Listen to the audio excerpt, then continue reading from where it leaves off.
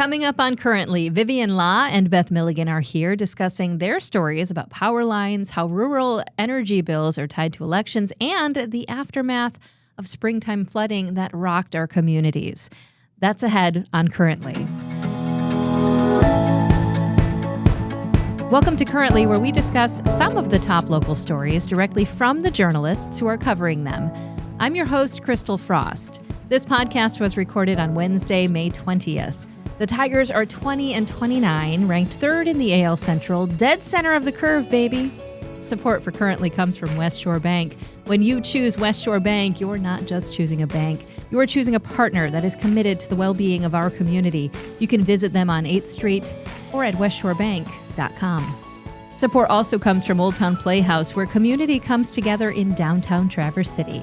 Welcome to Beth Milligan, co-host extraordinaire and head writer for Traverse City Ticker. Hello. Hello. And first-time Currently guest, Vivian, reporter for Interlochen Public Radio, through a partnership with GRIST, which is a national climate news organization. Hello, Vivian. Hi. How are you? I'm good. How are you? I'm always so excited when we get new journalists. It's here. true. Yeah. We run through our stock pretty fast here in Traverse City. It's a small pool. So we're all like, yay, it's a newbie. New We love person. it. And you are pretty new to the area. You came Yeah. here about 6 months ago. Yeah, right in the middle of, some pretty terrible winter weather. Yeah, you were telling me, and as we're recording this on Wednesday the 20th, Beth just reminded me that there was a freeze warning yesterday. I apologize to my hydrangeas, but you said you were really excited about summer. You're like, maybe a little too excited, you think? Or? I would say because I came here in the winter, I feel like my expectations for summer are super high. Yeah. Everyone's just saying like, hang on till summer, just hang on a little bit more. So Right.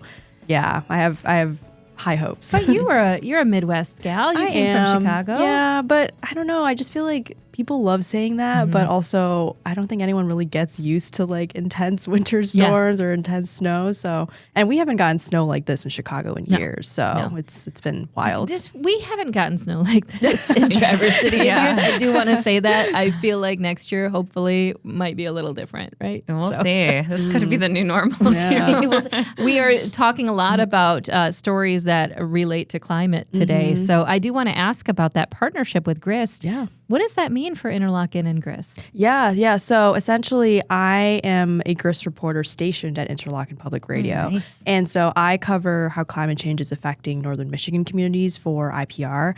And then GRIST, through that partnership, they'll share my stories with different Michigan outlets, get more eyes on that. And then occasionally, if a story is of national relevance, GRIST will also publish that on their site. So it's a lot of, a lot of moving parts, but it's, it means more people get to learn a little bit about climate change in northern Michigan. Well, we are going to start with one of those stories that Yeah. had a national, I heard it on All Things Considered. Yeah. Which I was like, I'm meeting her tomorrow. That's amazing. So why don't we start there with your story about burying power lines, which is something that Beth and I have talked about before on the past too, but how can burying power lines actually prevent more power outages? It seems kind of like a no-brainer, but why don't you give us more?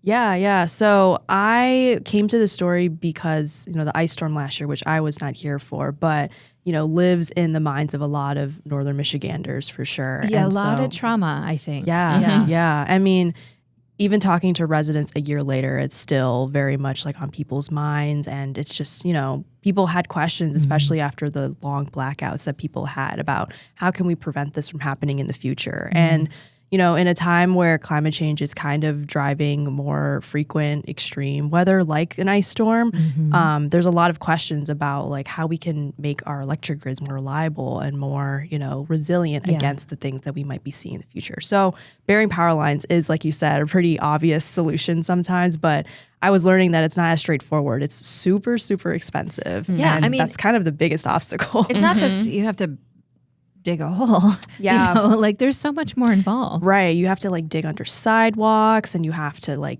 get easements from residents who maybe own that property. And so it was interesting. Actually, one of the utilities I talked to, Great Lakes Energy, who was really hard hit by the ice storm, they're deciding to bury all new power lines underground moving forward, which is a little bit easier to do than existing lines. Sure. Because you're already digging stuff up to put in sewer, like water lines. So Yeah, there's just like it's complicated, but I think there is increasing attention on it for sure. And as part of the national version of the story, I did talk to some people in California where they do this a lot because of wildfires, both to reduce risk, but also even like igniting wildfires in the first place. Yeah. So there's a lot of people are thinking about it more, but until we can bring the costs down to bury lines, you can't bury all of them at the end of the day. But yeah, and also, I mean, it would be a major inconvenience, I would assume, for someone to kind of have to go off grid in order to get these lines buried, for a period of time. This might be a really silly question, but is there any environmental damage to burying, something with an electrical current underground? Yeah, there can be. I mean, there's definitely studies, and honestly, I'm not sure if the utilities have, put too much information out about that, but that is definitely an issue. And another problem that comes with burying lines is when there is a problem, it could take a little bit longer to restore power. It takes a little bit longer to get to the line in the first place because for the same reasons it's hard to install, you have to dig into the ground to reach that line. And that could also disrupt, the environment around that. I'm thinking too, and Beth is going to cover this in her stories, but she's doing like some major 2-part series on some of the flood damage and the aftermath of these floods. Does flooding affect, buried power lines? Yeah. I think I think it definitely does, but in the same vein of me zooming out to look at other places in the country that have done this, Florida does a lot of burying lines too in response to hurricanes, and as you know, with hurricanes, there can be a lot of wave action and a lot of water too, but it is still, it still does prevent outages on some level. Yeah. I mean, I know they do like once they're burying lines, like they're a little different than what we see overhead. Like there's usually pretty thick encasements to like protect them from insects and water and all the kind of rodents. things that you would encounter underground. Yeah, rodents is another good Teenage example. Mutant Ninja Turtles. I mean, I think to give people an idea, just reading through, Vivian's story that, you had reported about $400,000 per mile, the cost to bury, which you had reported was about 3 to 5 times more than, overhead. So it just gives a sense of that cost. I think when you and I have talked about this on the show for other segments, Christal, it is that trade-off of that initial upfront investment and also the disruption to the ground, dealing with right-of-way issues, all kinds of things. Having more stability, but then more challenges on the rare occasions. Like it's less likely you'll have outages, but when you do, you sometimes have to tear up roads or tear up sidewalks. So it can be disruptive. Yeah. But maybe something like with the climate kind of issues we're seeing will have to be something more communities look at. Yeah, and especially if the Great Lakes Energy is looking at all new, they've definitely weighed those, I'm sure, for themselves. Yeah. And go ahead. I guess we haven't even talked about like who pays for it because it does come from ratepayers, like especially with, investor-owned utilities, that money doesn't come from nowhere. It comes from the people that are paying those bills. So it is always a balance between, cost benefit and just resiliency as well. That's a really good segue into your second story that we're going to talk about, which is, kind of we're in an election season right now with the midterms coming up, and I think we really focus on a lot of those political elections for, who's going to be my state congressperson, who's, all these different things. But, governor race and all this stuff that's going on. But there's also some obscure elections behind your rural energy bill, which is what you wrote about as well, and how you vote kind of matters. And I guess I never thought about members of rural energy cooperatives really are making a lot of decisions on behalf of their folks. Yeah, and you touch on, you are not in the minority when it comes to people who don't know about these elections. I mean, there's Cherryland Electric Co-op, which is the one in our area mostly. They told me that they have about 10% voter turnout on average for these elections. And so people are both like not aware that these elections exist, but there might be also some, lack of awareness when it comes to what people do on these boards of directors that you can vote for. And so all of the major electric co-ops in Michigan, you can elect board members to represent you on the board of directors, and they make decisions about rates, they make decisions about reliability standards, they manage the company's finances. It's a pretty, these are powerful positions, and, members have an opportunity to, influence some of that. Yeah, right. So this could be the year that things start to change. Yeah. What does that mean? Yeah, I just, the candidates that I've talked to for some of these who are running for positions on these boards, they tell me that in an era of increasing attention on how much money we pay for electricity, how much things cost in general, general, we could be seeing, a flip in how we think about power bills, and by extension, how the people that influence those power bills or make decisions about our power bills. I had candidates point to the ice storm last year as a reason that they were running because, reliability is so important in this day and age when more and more things are connected to our electric grid. So, at a time where people are looking at costs, people are thinking about worsening extreme weather, and people have concerns about data centers too. How can we, influence or even think about the different decision makers that go into some of these big things that we're thinking about? So who are the people who are running for these seats? And is this a paid position? Like, how does this work? Yeah, they are paid positions, and the pay it differs a little bit depending on the co-op, but they're mostly people that live in your community. Like for Cherryland, I talked to a winemaker up in Leelanau County. I talked to a financial analyst who's been on the board for a couple of years. I talked to a farmer who's been on the board for more than 40 years. And so, again, these are people that are your neighbors, and that's, at least the candidates will tell me that's kind of the benefit of being on a board. It's like you are held accountable to the people that live near you and in your area. So, and all the more reason to then get involved and vote. Yeah. And, not every community has the luxury of having a co-op, too. So I think that it's, if you are in the Cherryland Electric region or any of these other co-op regions, I think having people speak on your behalf versus just having a big company that makes decisions sort of arbitrarily is cool. Totally. Yeah. So pay attention to those. Exactly. Yeah, I like that. Before we go to Beth's stories, and I have to say, Beth, I can't believe you let me make a Teenage Mutant Ninja Turtles joke and didn't even acknowledge it. That is some real professionalism there. When we were talking about underground and you don't say Teenage Mutant Ninja Turtles, it was true. Thank you so much for keeping me honest. I had to pull you back down. But before we do that, a word for our lead supporter, West Shore Bank. And if you're looking for a checking account that does more for you, we have West Shore Bank for that. They've introduced new checking options designed to fit the way you live and the way you spend. With Shoreline High Yield Checking, your money has the opportunity to work harder, earning more value just by using your account the way you already do. And with Shoreline Cashback Checking, you can get rewarded for everyday debit card purchases because spending money should come with some benefits. That's what I always say. Both accounts offer convenient digital banking, easy account access, and features that you stay in control of. You can stay in control of those finances without unnecessary hassle. Plus, you're going to enjoy the personalized service of a community bank, people right here in our community that's been here for generations, supporting the people and businesses right here in our community as well. Ready to choose the checking account that fits your lifestyle? Go ahead and visit westshorebank.com or stop by any West Shore Bank branch to learn more and get started today. Terms, conditions, and qualifications apply. Third-party data rates may apply. Member FDIC, equal housing lender. All right, we are coming back to Beth Milligan to talk about a two-part series that actually is the day that we're airing this show, or launching the show, I should say, the podcast on Friday. You're going to be... Both of them will be out. You'll be out? They'll be out? Okay, yeah. Because I always, when I have to think about the future, I'm like, where am I right now and where will I be? What's happening? So part one of this series ran on the ticker on Thursday, and barring anything happening, I guess, between when we're recording and when this comes out on Friday, the second one will be out on Friday.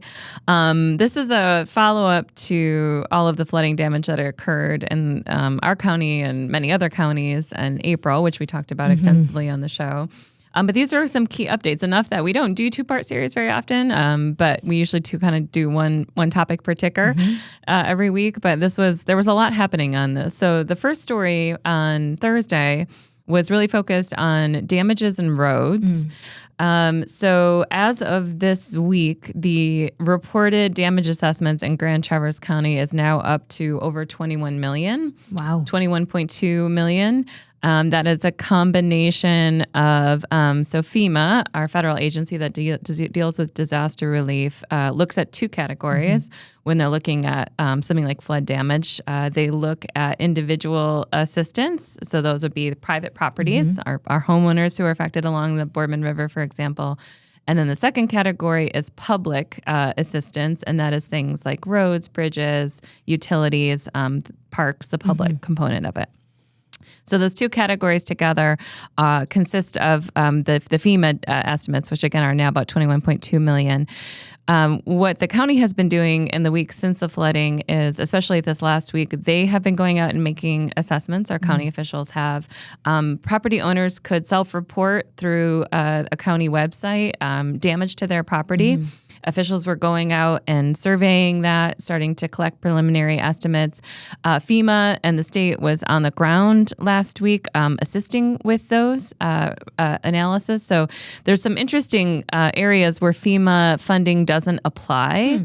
Outbuildings is one of them on properties, open areas of the property, and rental properties, which is notable in our area because short-term rentals also don't qualify for FEMA funding. So that is an area, especially if you think about waterfront properties where people might like to be summer rentals, those don't qualify for FEMA funding. So they'll either have to go through their own flood insurance or home insurance claims, or the Small Business Administration does sometimes offer some resources for people who are in the rental property business, but that's a notable exception. So a lot of the work has been, of all these reports that property owners were submitting, figuring out which ones were eligible or ineligible. Sometimes there were duplicates in the system. So when they got through the private side last week, FEMA is supposed to be back on the ground sometime this week, helping the county analyze the public side. A big chunk of that is our roads, as we talked about in the show. We have had everything from South Airport to Beitner to Brown Bridge. The estimates for the roads alone are about $9.3 million right now in damages. So that figure is likely to continue climbing as FEMA helps analyze this. What is going to happen is there were 43 counties in Michigan that were under an emergency declaration in April, which is the most that has ever happened at any one time in the state. So all of these individual counties are going through the same process, just like Grand Traverse County is. Their collective FEMA damage reports will be submitted, and then Michigan as a whole, and Governor Whitner has asked for an extension on this, some more time from FEMA, because there's so much damage that they're trying to get the most accurate estimates. She will collectively, for this state, make a petition to the federal government for an emergency disaster declaration that would qualify the state for FEMA funding. So hopefully this damage that we're seeing and the other counties are seeing will be relieved with some FEMA assistance. The caveat I would add to that is that we're in a volatile political environment. We have a Democratic governor who has occasionally run into, the Trump administration. She's also worked with the Trump administration. So we saw in the ice storm, for example, sometimes FEMA relief can be fickle or promised and then withdrawn. It gets subjected to all the mechanics of politics. So our emergency coordinator, Greg Bird, did warn county commissioners this past week that while we're doing all the proper steps to get in line for FEMA funding, ultimately this could be a political decision. So we don't know what kind of relief is coming.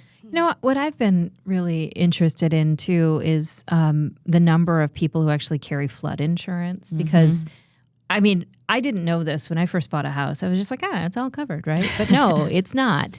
And I was reading statistically that less than 0.5% of homes in the United States carry National Flood Insurance Program flooding insurance. Even though if you want to get a mortgage and you're in a flood zone, then you have to get flood insurance. But only like 20% of homeowners nationwide even have access to flood insurance. So it's really like it gets really, when you're talking about the idea that you could be getting some funding through FEMA, that's kind of a life-changing situation for a lot of people. Yeah, for sure. And as an example of this, it's not just private homeowners, it's government entities as well. One of the things that we talked about in the story is Garfield Township just had a discussion recently about the South YMCA, which is right in the floodplain of the Bourbon River off South Airport Road. That property was extensively damaged. They have been going through remediation pretty desperately because they have a summer camp starting in June with hundreds of children who rely on that and parents who rely on it for childcare for the summer. Garfield Township, owns the Y property and leases it. It's technically, it's almost a free lease. It's like $1 a year with the YMCA. It's kind of a community service provider there. Because of that relationship, the flooding damage there, which was estimated about close to $200,000 for cleanup, the township was denied through its insurance provider for assistance because it's located in a floodplain. So even a governmental entity had an insurance claim denied.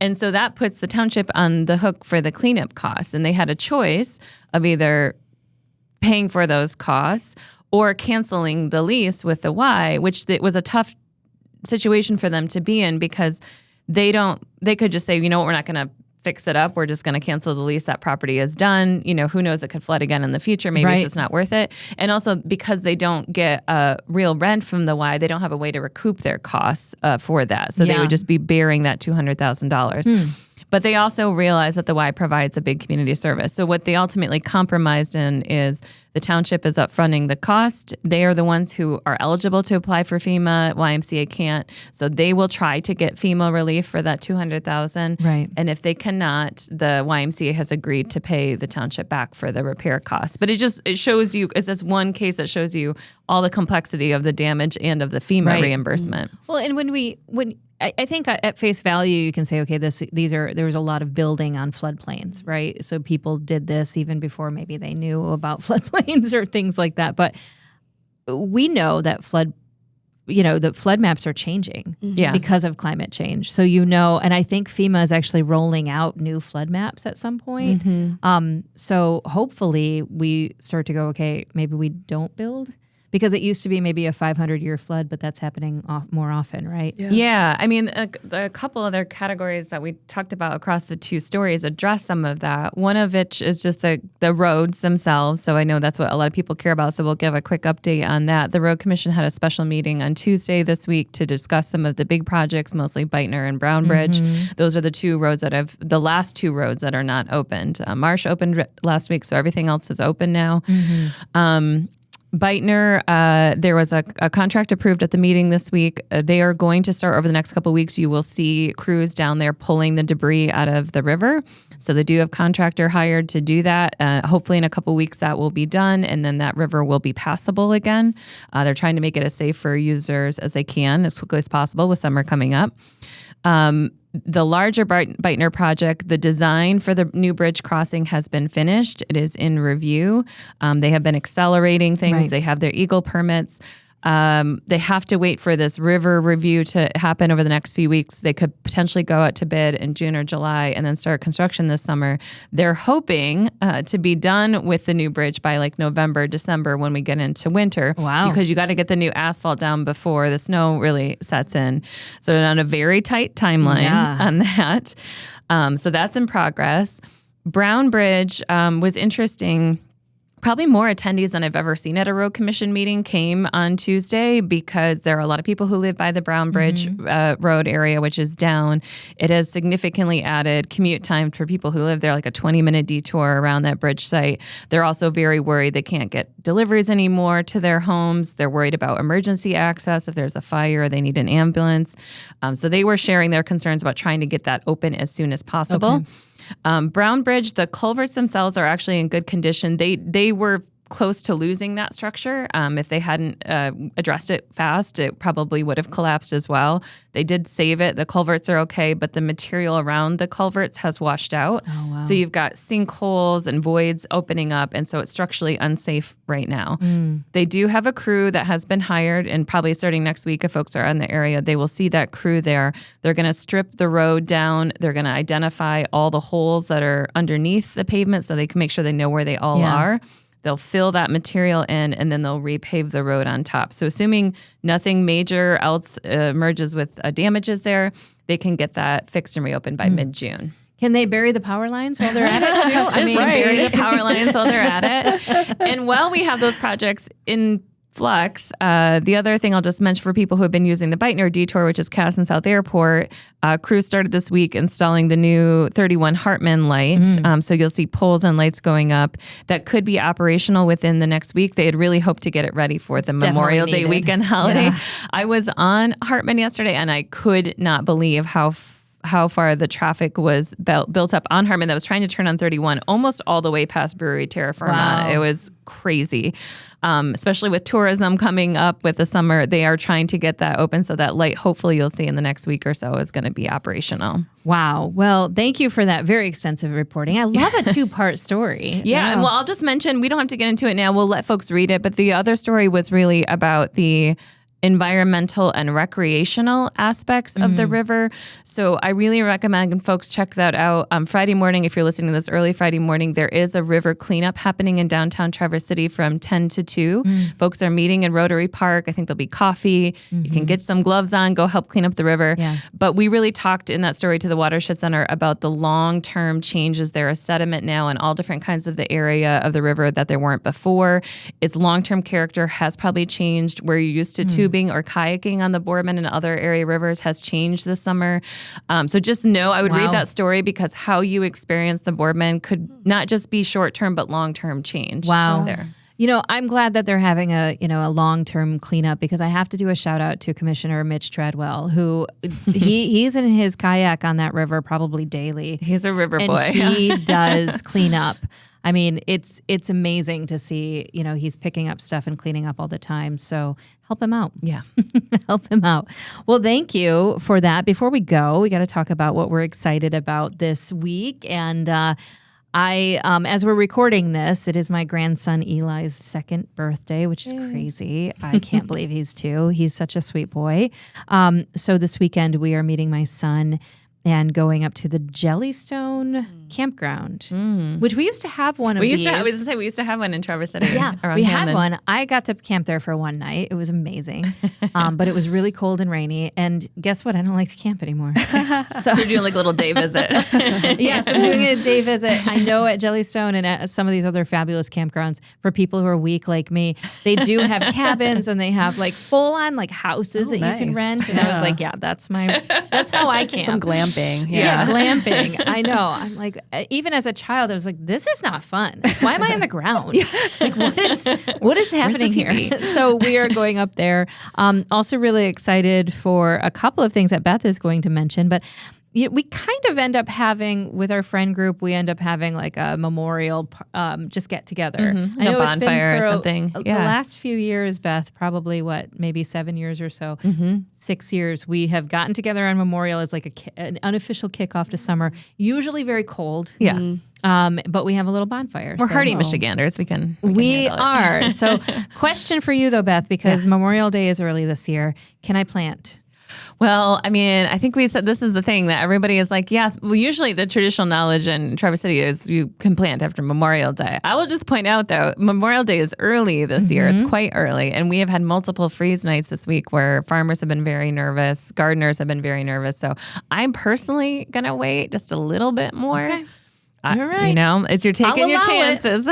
But we also have other things coming up like opening day of baseball. So it's hard not to be planting when you have opening day. Which, that's coming up too. That's something you're looking forward to. That's one of my looking forward to things at the Pit Spitters. Christal and I and our friends are longtime Pit Spitters fans. We love those spits. We like to go a lot. We always try to go opening day. So we'll be doing that. Very excited for that. And then Coin Slot, which is our third place in Traverse City. It's our main hang spot, is celebrating its 10-year anniversary. I cannot believe it's been 10 years on East Front Street on Friday night. Tonight, when the show is coming out, they are having a 10-year anniversary party. There's live music. There's a pinball tournament. They're going to give away a pinball machine. What? You just have to come enter a free drawing. You could win a pinball machine. Yeah, I'm coming. Yeah. Okay, I'm there.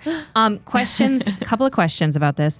I remember when they opened and they were over in the warehouse district. Yeah, it's a little small spot. They used to be like members only. So everybody, you paid a price, you got a card. And I know that your boss, Luke, was like the first one to buy a members only. Luke Haas from Eyes Only Media he had like number 1.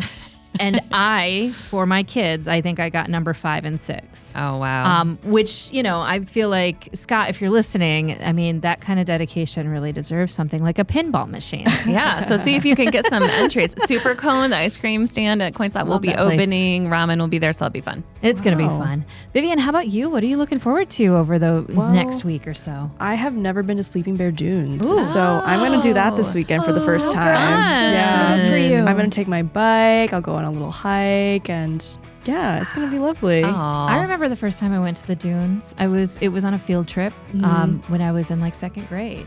And everybody had really mushy. It was the end of summer field trip. It was kind of the thing that we did every year. Yeah. Everyone had mushy peanut butter and jelly sandwiches. And we ate them. We did the dune climb. I really, honestly, because I had just seen Star Wars for the first time, and I was like, "Am I in Tatooine? What is this place?" So I think you'll probably feel the same way. Yeah, I'm really excited. Maybe you don't That's have to have a squishy peanut butter and jelly. Maybe not. I'll just do the dune climb without one. There you go. I love it. That sounds great. That reminds me I should get back out there. There you go. Well, thank you both so much for being here. Beth Milligan and Vivian Law for another great episode of Currently. Well done, Vivian, your first time. And Beth, you know what?